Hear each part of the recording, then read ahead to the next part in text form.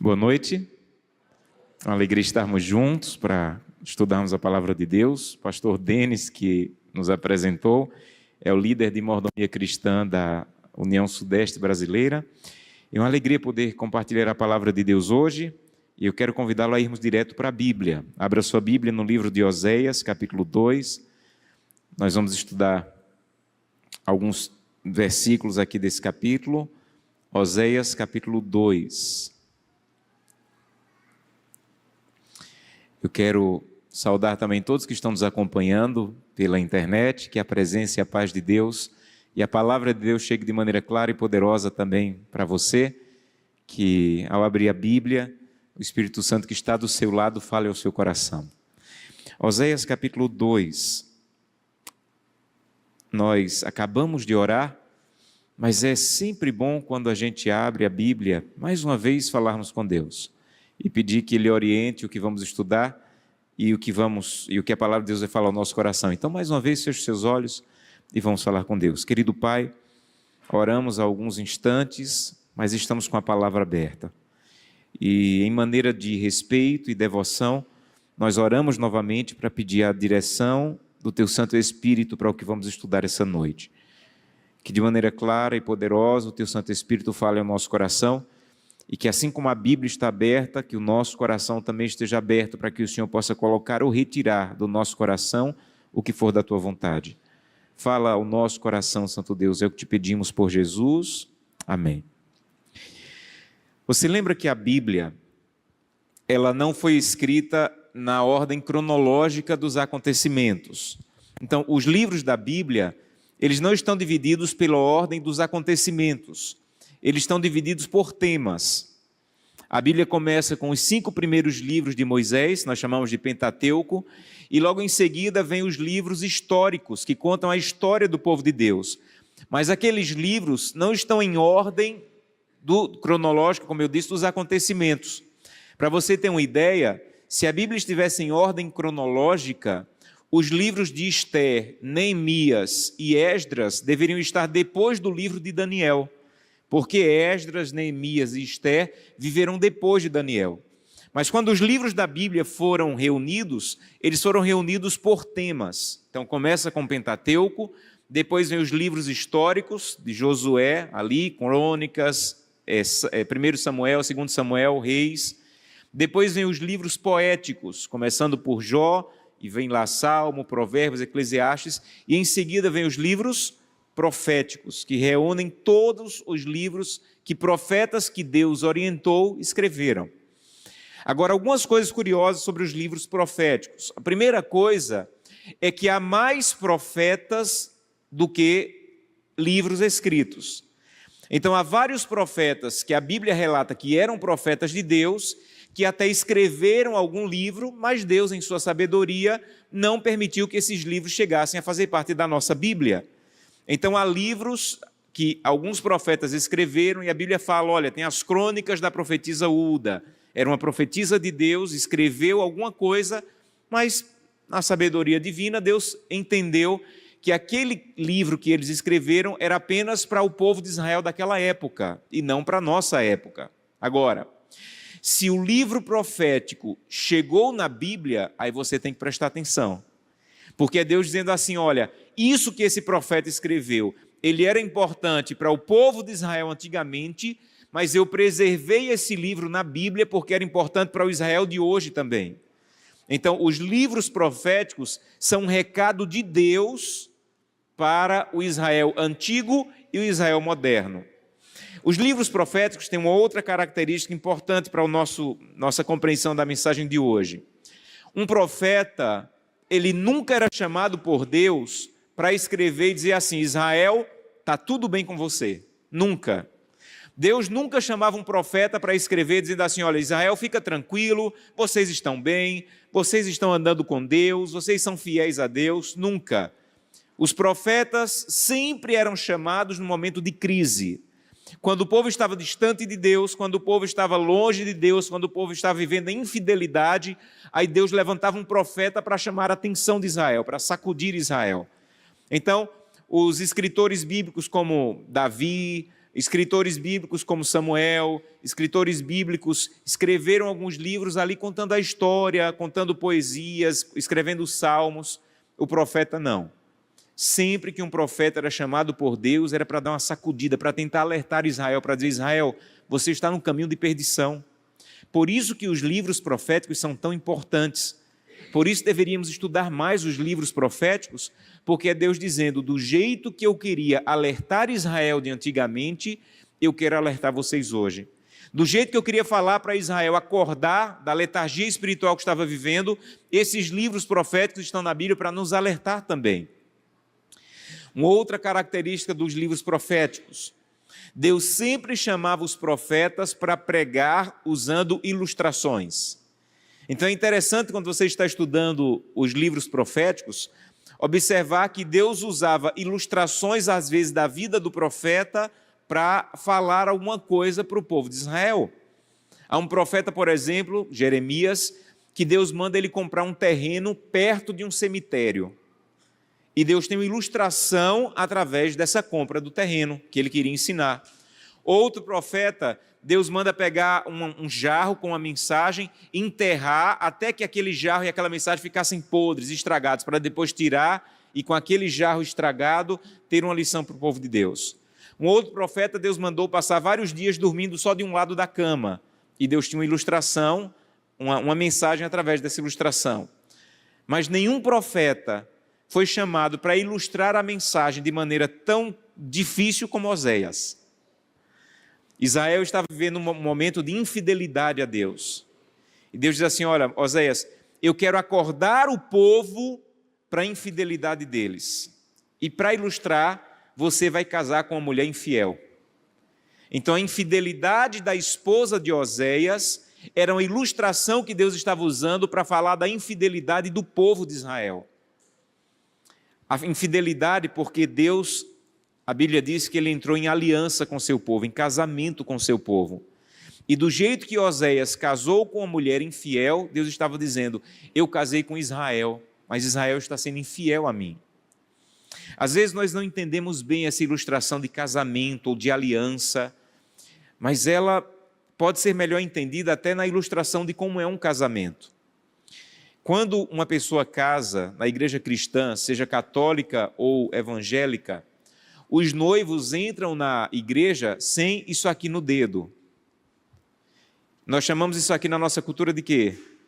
Aliança. Mas biblicamente isso aqui não é aliança. Biblicamente isso aqui não é aliança.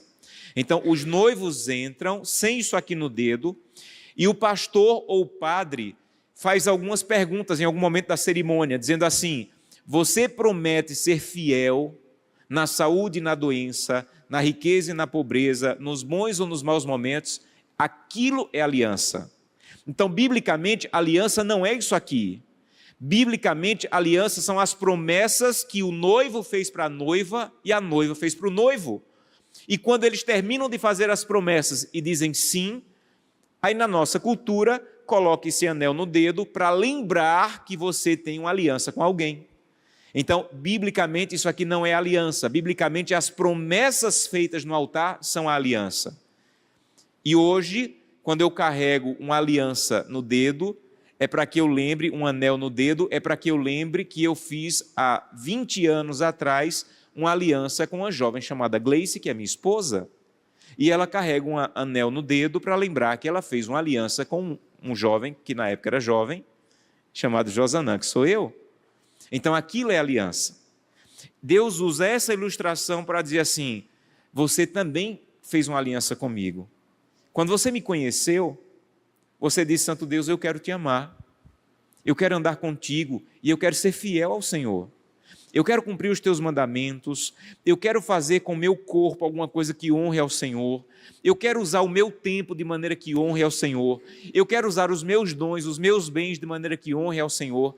Então você só pode ter conhecido a Deus e se entregado a Deus se você fez uma aliança com Ele. É tanto que quando nós batizamos na Igreja Adventista, nós até assinamos um documento chamado ficha batismal, e ali está a aliança que nós fizemos com Deus. O que é que eu vou obedecer, o que é que eu vou guardar de acordo com a verdade bíblica. e Deus também fez uma aliança com você. A parte de Deus era salvar você. Então, a nossa parte era obedecer a Deus, a parte de Deus era nos salvar. E toda vez que nós pecamos ou desobedecemos, nós estamos quebrando a aliança. Então, o livro de Oséias gira todo em torno disso. Alguém que fez uma aliança com Deus e quebrou a aliança com Deus e foi infiel a Deus. E a ilustração do casamento de Oséias era para ilustrar isso. Quando você lê o livro de Oséias, você percebe uma coisa que talvez seja mais importante no livro de Oséias. Você vê que a mulher de Oséias sofreu muito por ser infiel. Mas não apenas ela sofreu, Oséias sofreu muito e os filhos do casal também sofreram muito. Isso mostra que quando uma pessoa é infiel, ela não sofre sozinha.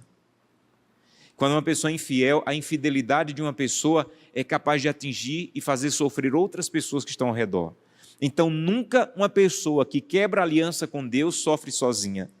As pessoas que estão ao redor dela também sofrem. A mulher sofreu, Oséias sofreu, os filhos sofreram.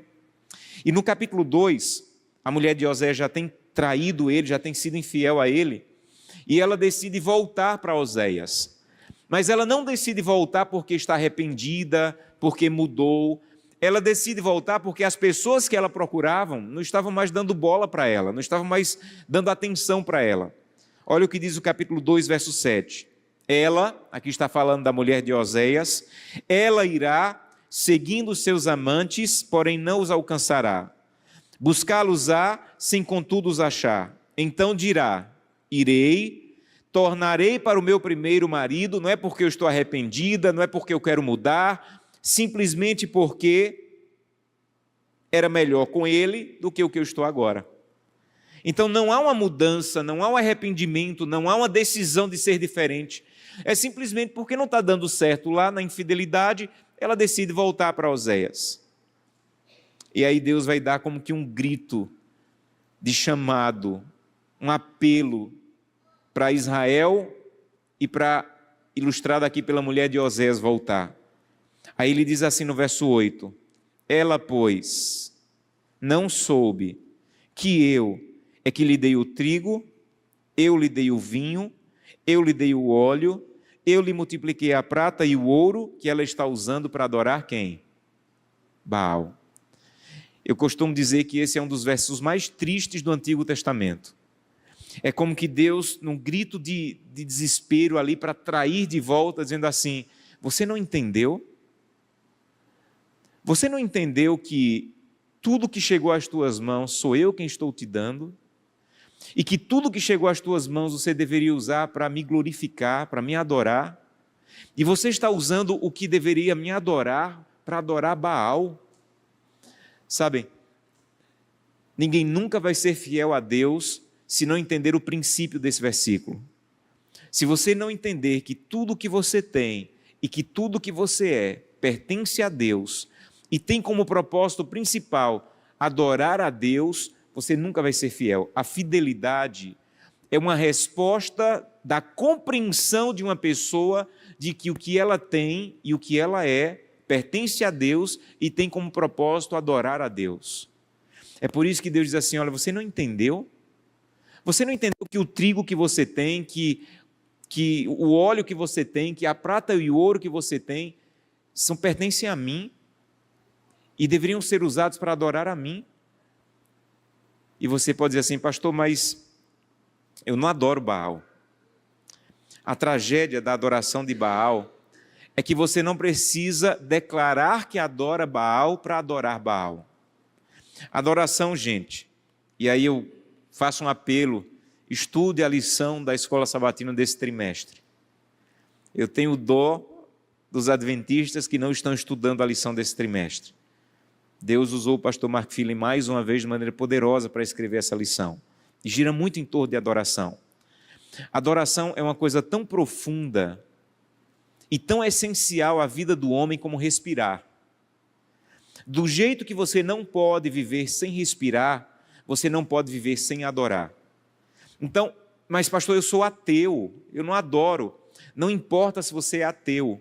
o ser humano ele tem necessidade de adorar como tem de respirar. Você pode não adorar a Deus como ateu, mas você não pode dizer que não adora. Inevitavelmente você vai adorar o seu corpo, você vai adorar o seu dinheiro, você vai adorar a sua formação acadêmica, você vai adorar a sua beleza. Alguma coisa você vai adorar. O ser humano não pode viver sem respirar, como não pode viver sem adorar.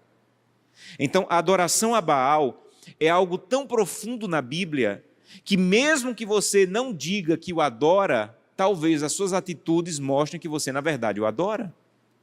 Deixa eu explicar de maneira mais clara para você. A Bíblia diz que o tempo que nós temos é uma dádiva de Deus. Porque nós não temos tempo, Deus tem tempo. Ninguém aqui tem como garantir que eu vou estar vivo daqui a meia hora. Então, se eu não sei o que vai acontecer a meia hora com o meu tempo, é porque ele não pertence a mim, ele pertence a Deus. E Deus diz assim, olha, esse tempo que eu estou te dando, eu queria que você usasse, mas que você usasse ele para me adorar. Então, não saia de casa sem fazer o culto familiar. Quando uma pessoa, ela, antes de sair de casa, reúne a família para fazer o culto familiar, o que ela está fazendo de verdade é dizendo, Santo Deus, o tempo que é teu, eu vou usar para te adorar. Quando uma pessoa sai de casa sem o culto familiar, o que ela está dizendo de verdade é, o tempo que é teu, eu vou usar para adorar a mim, o meu trabalho e a correria do dia. Há uma citação no livro Conselhos sobre Mordomia, página 26, que diz que só há 2 lugares no universo onde você pode colocar os seus tesouros. Vou repetir. Só há 2 lugares no universo onde você pode colocar os seus tesouros. Aí ela diz, ou nos celeiros de Deus ou nos celeiros de Satanás. Essa é a questão de adorar Baal. Porque quando você não está usando o que deveria adorar a Deus para adorar a Deus, mesmo que você não declare, você está usando para adorar o inimigo de Deus. E a grande tragédia da vida cristã é que nós estamos tropeçando no óbvio. Tem pessoas que pensam assim, eu acordei, não busquei a Deus, fui para o trabalho, fui para a escola, fui para a faculdade, e eu estava até bem durante o dia. Aí no final do dia eu menti, eu pequei no final do dia. Está errado. Você não pecou no final do dia, você pecou no começo do dia quando não foi a presença de Deus. E a queda do final do dia é consequência da queda do começo do dia. Então, um homem que adultera no final do dia, uma mulher que adultera no final do dia, não pode dizer que pecou no final do dia. Ele tem que compreender que ele pecou no começo do dia, quando não foi de maneira poderosa a presença de Deus. E a queda no final do dia é só uma consequência da grande queda que foi a queda do começo do dia, quando não foi a presença de Deus. Então o que Deus está dizendo aqui através do livro de Oséias é, o que você tem, você deveria usar para glorificar a mim. E você não tem usado, você tem saído de casa sem orar. Você tem saído de casa sem ler a Bíblia. Você tem saído de casa, deixado sua família sair de casa sem fazer o culto familiar. Ellen White tem uma citação muito dura, muito forte, que ela diz assim, eu tenho medo de me hospedar na casa de uma pessoa que não tem o culto familiar. E ela diz, eu só me hospedaria nessa casa se fosse para ajudar essa família a colocar em dias a devoção pessoal. Porque é perigoso ficar numa casa que não tem devoção pessoal. Pastor, mas nós guardamos o sábado nessa casa. Nós temos função na igreja. As pessoas dessa casa aqui todas têm função da igreja. Mas o que Deus está dizendo é, você está usando o tempo que deveria para adorar a Deus para fazer só a sua vontade. Então Deus está dizendo, o teu corpo não pertence a você. E você não deveria usar só do jeito que você quer. Você não deveria se alimentar só do jeito que você quer, você não deveria só dormir na hora que você quer, você não deveria fazer atividade física só quando você quer. Você deveria usar o que eu te dei para me adorar, para glorificar o meu nome. Você deveria usar os recursos financeiros que eu te dei para me glorificar. Quando uma pessoa decide não ser fiel, por exemplo, nos dízimos e ofertas, o que ela está fazendo de verdade é adorando Baal. É isso que o livro de Oséias está tentando nos ensinar. Está usando aquilo que Deus deu e que deveria usar para adorar a Deus, para adorar qualquer outra coisa. Então Deus queria chamar a atenção do povo de Israel, como quer chamar a nossa atenção. Desperta. Coisas que eu tenho dado para você me adorar, você tem usado para adorar a você mesmo. E adorar a você mesmo, adorar Baal, adorar o inimigo, é a mesma coisa. Porque só há dois lugares que você pode colocar os seus tesouros, ou nos celeiros de Deus, ou nos celeiros do inimigo de Deus. Um dia, eu vi um testemunho de um jovem, que era o único adventista da família. E ele disse que sofria muito porque a família dele inteira estava longe da igreja, longe de Deus. E para piorar, um dia a mãe dele ligou para ele e disse: filho, eu estou frequentando um lugar de magia. E ele disse assim: meu Deus, além de ninguém da minha família ser da igreja, minha mãe está frequentando um lugar que eu sei claramente que não pertence a Deus.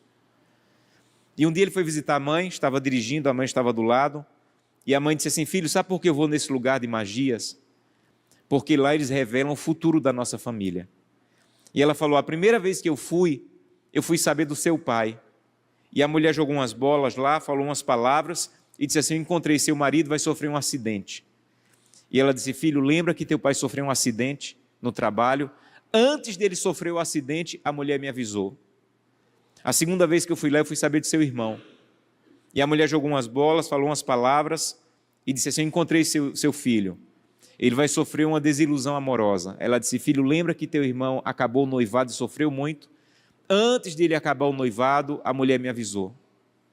E ela começou a chorar e disse: filho, a terceira vez que eu fui lá, eu fui saber de você. A mulher jogou umas bolas, falou umas palavras e disse: você não tem outro filho, você só tem um filho. E ela disse: claro que eu tenho outro filho.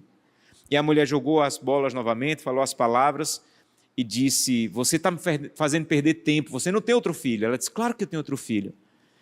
E ela disse: filho, depois de um bom tempo, ela disse: tem razão, você tem outro filho, mas tem um problema. Tem uma luz muito grande ao redor dele e eu não consigo ver nada do futuro dele. E ela perguntou: filho, que luz é essa? E ele disse: mãe, tudo que eu tenho e tudo que eu sou está nas mãos de Deus. Se a senhora quiser saber alguma coisa do meu futuro, não procure o inimigo, porque o inimigo não tem acesso a nada na minha vida. Tudo que eu tenho e tudo que eu sou está à disposição de Deus. E essa luz que essa mulher viu é o Deus que eu sigo, a quem eu entreguei minha vida e a minha família e que está dirigindo a minha vida. Então o inimigo não sabe nada do meu futuro, porque eu estou completamente nas mãos de Deus. Esse é o chamado do livro de Oséias, que tudo que tenho e tudo que eu sou esteja nas mãos de Deus.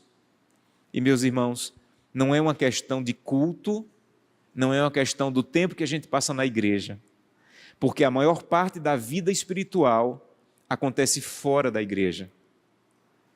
Não é uma questão de sábado pela manhã, é mais uma questão de sábado à noite, quando eu estou sozinho. Não é questão de domingo à noite, quando eu venho na igreja, é uma questão de segunda de manhã, quando eu vou fechar um negócio. Então eu deveria dizer: Santo Deus, o trigo, o azeite, a prata e o ouro, tudo que eu tenho e que eu sei que vem das tuas mãos, eu quero usar para glorificar o Senhor. Mas infelizmente, o povo de Israel e muitos de nós não ouvimos o chamado de Deus. E Deus usou o livro de Oséias para dizer: eu quero salvar você. Eu quero tirar você da infidelidade. E o que eu tiver que fazer para te tirar da infidelidade, meu filho, eu vou fazer. É por isso que ele diz, capítulo 2, verso 9. Abra sua Bíblia, Oséias 2, 9. Depois de dizer que Israel, eu e você, estamos usando o trigo, o vinho, o óleo, a prata e o ouro que Deus multiplicou em nossas mãos para adorar Baal, verso 9, Deus diz assim: portanto, na língua portuguesa e na língua hebraica, a palavra portanto é uma palavra muito importante, é uma palavra de ligação entre o que foi dito e o que será dito. Então é como se Deus estivesse dizendo assim: porque você está usando o que eu te dei para adorar Baal, então entenda, tornar-me-ei e reterei a seu tempo o meu trigo, o meu vinho, arrebatarei a minha lã e o meu linho. Verso 10. Agora descobrirei as suas vergonhas. Verso 11, farei cessar toda a sua alegria. Verso 12, devastarei a sua vida e a sua figueira. Verso 13, castigá-la-ei pelos dias que adorou os Baalins. Deus está dizendo assim: eu quero salvar você. E o que eu tiver que fazer para te salvar, eu vou fazer. Um dia eu estava pregando num congresso para jovens, e tinha uns 5.000 jovens lá, e antes da minha pregação, uma cantora ia cantar, pegou o microfone, e antes de cantar ela começou a gritar: jovens, Deus quer mimar vocês. E ela gritava: jovens, Deus quer mimar vocês. Ela gritou em 5 vezes: jovens, Deus quer mimar vocês. E quando ela terminou de cantar, eu tive muita vontade de pegar o microfone e dizer assim: jovens, não é verdade. Deus não quer mimar vocês. Deus quer transformar vocês. Eu creio que Deus é capaz de mimar. E eu creio que a eternidade vai ser um mimo só. Deus vai nos mimar a eternidade inteira. Mas antes de chegar à eternidade, Deus quer transformar você. E Ele está dizendo: se eu tiver que castigar, se eu tiver que fazer com que o que você tem cesse de ter, se eu estiver a fazer com que você perca a alegria, para acordar você, para o tipo de vida espiritual que você está vivendo, eu vou fazer, diz o Senhor. Há um autor chamado C.S. Lewis, que ele diz que Deus, às vezes, como única maneira de nos fazer ouvir a voz dele, usa o megafone da dor. E ele diz que às vezes a dor é o megafone nas mãos de Deus, porque Deus tentou nos falar de outras maneiras e nós não ouvimos. E Deus usa o megafone da dor para nos fazer ouvir a voz dele que não estávamos ouvindo de outro jeito. Então, amigos, o que Oséias está dizendo é para pessoas que estão vivendo em algum aspecto da vida de maneira infiel, com seu tempo, com seu corpo, que estão vivendo de maneira contrária ao que Deus quer em algum aspecto da vida, com seus bens. Deus está dizendo: se eu tiver que reter o trigo, se eu tiver que arrebatar a lã, se eu tiver que descobrir a sua vergonha, se eu tiver que fazer cessar a sua alegria, se eu tiver que devastar a sua vida, se eu tiver que castigar você, eu não vou ter dúvidas de fazer. Outro dia eu conversei com um pastor que saiu do ministério, tomou algumas decisões erradas e a igreja teve que pedir a sua credencial. E eu fui tentar pastoreá-lo, uma pessoa que eu amo muito. E eu perguntei para ele: amigo, como é que você está? E ele me disse: pastor Josanã, Deus tentou falar comigo de várias maneiras. Deus mandou muita gente para me alertar. Deus mandou muitas maneiras para me despertar, para me acordar. E a única maneira que Deus encontrou de falar o meu coração foi tirando a minha credencial. Eu perdi o meu ministério. O melhor da minha vida eu dei pelo ministério e eu perdi. Mas era a única maneira que Deus encontrou de me fazer entender que eu estava me perdendo. Então eu não tenho mais ministério, mas eu estou perdoado e salvo, estou indo para o céu. Deus seja louvado por isso. A pena é, por que temos que esperar por isso? Essa é a grande questão. Eu trabalhei em Natal, no Rio Grande do Norte, quando minha filha tinha acabado de nascer. E um dia eu estava viajando de Natal para Mossoró. E são muitos quilômetros, uma estrada que parece que não acaba nunca. E eu estava conversando com Deus, dirigindo, sozinho, conversando com Deus e dizendo: Deus, que bênção ser pai, que maravilha minha filha ter nascido, que alegria ser a paternidade, é uma bênção. E sabe quando o Espírito Santo se aproxima de você? Eu senti claramente o Espírito Santo entrando no carro e dizendo assim: Josanã, se tua filha morresse hoje, o que é que você faria? E eu tomei um choque, porque nunca tinha passado na minha mente a ideia de minha filha morrer. Mas ficou claro para mim que nesse mundo mal era uma possibilidade perder minha filha. E eu disse: Deus, se minha filha morresse hoje, de 2 possibilidades, uma. Eu ia ter que escolher uma. Ou eu iria me revoltar contra Deus, eu iria culpar Deus, eu iria abandonar Deus, ou eu iria me consagrar como nunca me consagrei, eu iria te buscar como nunca busquei, eu iria pregar sobre a volta de Jesus como eu nunca preguei, para que Jesus voltasse logo e eu reencontrasse minha filha na ressurreição. E eu disse: Deus, hoje, se minha filha morresse, eu tomaria essa segunda opção. Senhor, eu iria me consagrar como nunca me consagrei, eu iria pregar como nunca preguei, eu iria te buscar como nunca busquei, para que o Senhor voltasse logo e eu reencontrasse minha filha. E eu achava que Deus estava feliz com a resposta, mas eu sentia aquela mesma voz me dizendo: Josanã, e por que você não é desse jeito com ela viva? Porque a morte da tua filha teria que ser um estímulo para você me buscar do jeito que você disse que buscaria se ela morresse. Porque a morte da tua filha teria que ser um estímulo para você se consagrar do jeito que você disse que iria se consagrar se ela morresse. Josanã, se tua filha morresse hoje, ela estaria protegida pelo sono da morte. O problema é tua filha viva nesse mundo mau. Então se consagre, eu preciso de você hoje, consagrado desse jeito hoje, me buscando desse jeito hoje, buscando o meu poder do jeito que você disse que buscaria se ela morresse. E eu segui minha estrada chorando e dizendo a Deus: Santo Deus, me perdoa, porque eu estou esperando que uma dor seja o estímulo para eu me consagrar, te buscar, ser fiel e ser completamente teu. Me perdoa. E a partir daquele dia eu tenho tentado buscar a Deus, consagrar minha vida a Deus, dedicar a minha vida a Deus, como eu sei que faria se uma tragédia me atingisse.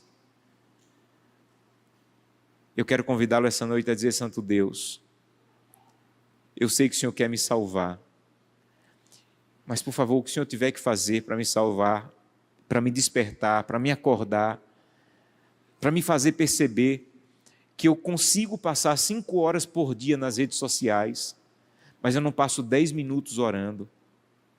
Eu consigo passar 5 horas nas redes sociais, mas não tenho 30 minutos para fazer um culto, para buscar a Deus. Santo Deus, me ajuda a entender que eu estou usando o que o Senhor me deu apenas para mim mesmo. Isso é uma tragédia. E Deus vai te dizer essa noite: meu filho, eu quero salvar você. E se para despertar você eu tiver que permitir que tudo isso aconteça, eu vou permitir. Mas eu vou te dizer por quê. Não é porque eu sou um Deus irado, não é porque eu sou um Deus agressivo, um Deus justiceiro. Eu vou te dizer por quê. Olha o porquê. Verso 14. Portanto, olha o portanto aí de novo. Eu quero te atrair. Eu vou levar você para o deserto, mas para lhe falar o coração. Deus seja louvado. Então Deus está dizendo assim: olha, você sabe por quê? Se você não mudar, eu vou ter que arrebatar o seu trigo, eu vou ter que arrebatar a sua lã, eu vou ter que descobrir as suas vergonhas, eu vou ter que fazer cessar a sua alegria, eu vou ter que devastar a sua vida e sua figueira, eu vou ter que castigá-lo. Não é porque eu sou mau, não é porque eu sou agressivo, não é porque eu sou um Deus irado, é porque eu quero atrair você. Se eu tiver que levar você para o deserto, eu não vou ter dúvidas de levá-lo, mas é porque eu quero falar o seu coração. A minha mãe faleceu há 19 anos. E a maior herança que minha mãe deixou eram as coisas que ela nos ensinava na infância. E eu lembro que ela dizia assim: meu filho, tem 2 maneiras de aprender na vida, a do tolo e a do sábio. O sábio pensa assim: eu não vou por aquele caminho, tanta gente já quebrou a cara ali, por que eu vou por aquele caminho? O tolo não. O tolo diz assim: não, fulano quebrou a cara ali, mas se eu for pelo mesmo caminho, comigo vai ser diferente. Sabe para que o livro de Osés foi escrito? Para os sábios. O livro de Osés foi escrito para os sábios, para aqueles que querem dizer: Santo Deus, eu não vou ser infiel ao Senhor. Olha o que aconteceu com Israel. Eu não vou usar o que o Senhor me deu apenas para a minha própria vontade. Eu não vou usar o meu corpo de maneira só que glorifique a mim e faça só a minha vontade. Eu não vou me alimentar de um jeito que agrade só o meu apetite. Eu não vou usar os recursos financeiros só de um jeito que faça a minha vontade. Olha o que aconteceu com Israel. O livro de Osés é um livro para os sábios. E sabe por que Deus talvez tenha que levá-lo para o deserto? Verso 15. Porque dali, Deus disse que vai levar para onde? Verso 14. Olha para o texto. Deus disse que vai levar para onde? Para o deserto. Olha o que diz no verso 15. E lhe darei dali. Dali de onde? Do deserto. Do deserto, dali, eu vou dar vinhas e eu vou fazer com que vale de Acor. O vale de Acor, irmãos, é uma palavra hebraica que significa vale dos problemas. Deus diz assim: se você permitir que eu transforme você, eu vou transformar os vales dos problemas na porta da esperança. Então Deus diz assim: eu quero salvar você. Não tenha medo do deserto. Talvez eu esteja falando para alguém que já está enfrentando um deserto. No casamento, na vida financeira, na vida pessoal.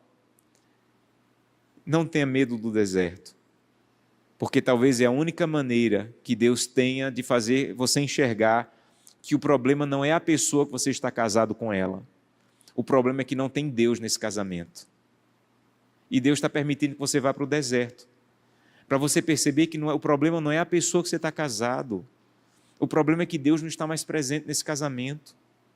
E se você ouvir Deus, Ele pode fazer com que o vale dos problemas se transforme na porta da esperança. Talvez Deus esteja conduzindo você para o deserto apenas para você entender que você está indo pelo caminho da perdição e era a única maneira de Deus conseguir tirar você do caminho da perdição, era levando você para o deserto, para o vale dos problemas. Mas Deus pode transformar o vale dos problemas na porta da esperança. E sabe por que Deus quer fazer isso? Verso 15. Porque eu quero que você volte a ser como no dia da tua mocidade.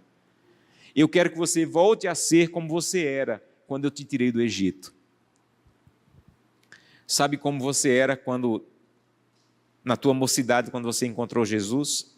Sabe como você era quando Deus tirou você do Egito e trouxe para a casa dele? Tem muita gente que diz assim: pastor, quando eu conheci Jesus, eu tinha coragem de entregar folheto até na praia. Deus está dizendo assim: eu quero que você volte a ser como você era no tempo da sua mocidade. Pastor, podia no meu trabalho ter 200 pessoas. Eu tinha coragem de falar do amor de Deus para as pessoas. Hoje eu não tenho mais. Deus está dizendo assim: eu quero que você volte a ser como você era na sua juventude. Você lembra como você lia a Bíblia, quando você encontrou a verdade? Você lembra como você orava, quando você foi atraído para Cristo, quando você descobriu o quanto Ele te amava? Deus está dizendo assim: eu quero que você volte a ser como você era na tua mocidade. Eu quero que você volte a fazer o que você fazia quando eu te tirei do Egito. Eu não quero você com a vida medíocre espiritualmente. Eu não quero com você com a vida superficial espiritualmente. Eu quero despertar o teu primeiro amor e quero fazer com que você volte a ser como você era na sua mocidade. Você não precisa viver uma vida cristã medíocre, superficial e infiel. Mas se você estiver vivendo assim, e Deus tiver que levá-lo para o deserto, Ele não vai ter dúvidas de levá-lo, mas com o único objetivo, não é destruir, é salvar. Não é te fazer mal, é fazer o melhor bem que você pode ter na sua vida. Então, através do livro de Osés, essa noite, Deus quer fazer um convite para mim e para você. Deus quer convidá-lo a dizer assim: o que mais eu poderia fazer para mostrar o quanto eu te amo? O que mais eu poderia fazer para mostrar que me preocupo com você, que eu quero salvar você? Há alguns dias, uma pessoa que está vivendo um problema muito grande, muito profundo, de desespero, de angústia, estava procurando alguma coisa na internet para assistir, e encontrou uma série de sermões que eu fiz na igreja de Botafogo, no Rio de Janeiro. Ela se identificou com as mensagens, Deus tocou o coração dela, e ela sentiu o desejo de falar comigo. Ela não se sentia amada por Deus, não se sentia querida por Deus, e sentiu o desejo de alguma maneira falar comigo. Ela descobriu alguém que me conhecia, e tentou conseguir o meu número, mas a pessoa por algum motivo não deu. E ela disse assim: olha, como é que eu sei que Deus me ama assim? Um homem, não consigo falar com um homem que não é nada. Como é que eu vou falar com Deus? Como é que eu vou ter acesso a Deus? E um dia, eu estava pregando em uma cidade, e uma pessoa me disse assim: pastor, você poderia, antes de pregar, no concílio de pastores que você vai pregar, Você poderia pregar numa empresa, tem uma pessoa que tem um empresário que todo dia faz o culto com os funcionários, antes de pregar lá no concílio dos pastores, você poderia pregar nessa empresa? Eu disse, tá bom, vamos lá. Saímos mais cedo do hotel, pregamos. Quando eu terminei de pregar, que estava saindo para ir para o concílio dos pastores, uma jovem saiu, me abraçou, emocionada, e me contou a história. E ela disse, pastor, eu queria que Deus mostrasse amor por mim, se eu conseguisse ligar para você. Deus disse assim, eu tenho mais. Eu vou mostrar amor por você, fazendo com que dê um jeito dele ir lá no teu trabalho, pregar para você vê-lo pessoalmente. E ela disse, pastor, eu sei que você não é nada, é uma pessoa comum, é uma pessoa como qualquer outra pessoa. Mas foi a maneira que Deus encontrou de dizer assim, eu amo você. Você queria só uma ligação. Eu dei um jeito de você ter um encontro pessoal. Quantas milhares de pessoas eu tenho no mundo para cuidar, mas eu mandei esse homem limitado para ir falar no teu trabalho só para dizer, eu amo você, eu quero salvar você. O que o livro de Oséias, o motivo pelo qual o livro de Oséias foi escrito, é como que Deus gritando e dizendo o que mais eu preciso fazer para mostrar que eu amo você, mas que o meu amor tem que levá-la a ter uma vida de fidelidade, de compromisso. O que mais eu posso fazer? E Deus está dizendo hoje para mim e para você, se eu tiver que levá-lo para o vale dos problemas e para o deserto, como a única maneira de você enxergar o meu amor por você, eu vou levá-lo. Mas é com o único objetivo, para atrair você e para falar o seu coração. Essa noite eu quero fazer um convite para você. E eu quero convidá-lo a dizer, Santo Deus, me salva. Eu te autorizo a me salvar. Eu já sou adventista, eu já tenho funções na igreja, mas eu não tenho andado contigo como alguém fiel. Há vários aspectos da minha vida que ainda não estão nas tuas mãos.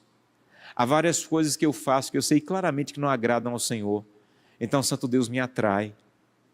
Santo Deus, fala ao meu coração, mesmo que tenha que me levar para o deserto, mas eu quero ser salvo. Se o Senhor tiver que fazer tudo o que o Senhor disse no livro de Oséias para me despertar, por favor, me desperta.